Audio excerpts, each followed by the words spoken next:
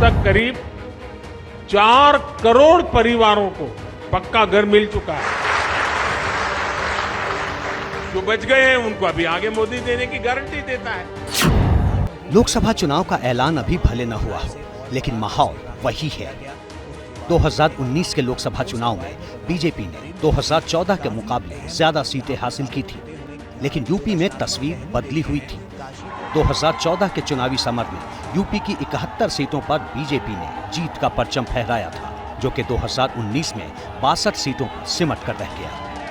ऐसे में अब बीजेपी यूपी से लेकर मध्य प्रदेश तक आजमाई हुई रणनीति पर आगे बढ़ निकली है। इसके टारगेट पर है सरकार की योजनाओं से लाभ लेने वाले लाभार्थी मतदाता। सरकार जो योजना बनाती है, जिसके लिए बनाती है, जिस काम के लिए बनाती है, वो सही समय पर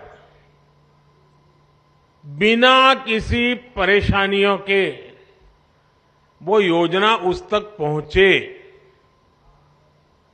अगर प्रधानमंत्री आवास योजना है तो जिसकी झुग्गी है, झोपड़ी है, कच्चा घर है, उसका घर बनना चाहिए। और इसलिए उसको सरकार के चक्कर काटने की जरूरत नहीं है।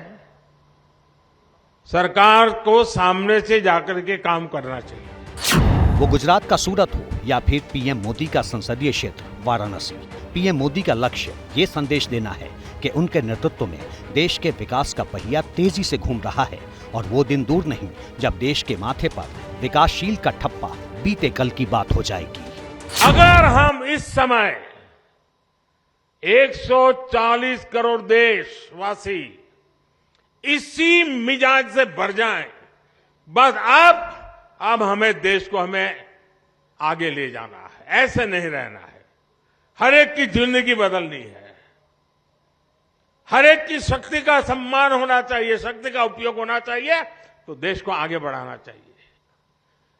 एक बार ये मन में ये बीज बो रहे ना, आज 25 साल में तो ऐसा वटवृक्ष बनेगा, 2047 में 2047 में विकसित भारत बन जाएगा और बच्चों को फल मिलना शुरू हो जाएगा। दरअसल पीएम मोदी भी जानते हैं कि भले ही बीजेपी को 3 राज्यों में पूर्ण बहुमत मिला है, लेकिन लोकसभा चुनाव विधानसभा चुनाव से पूरी तरह अलग होता है।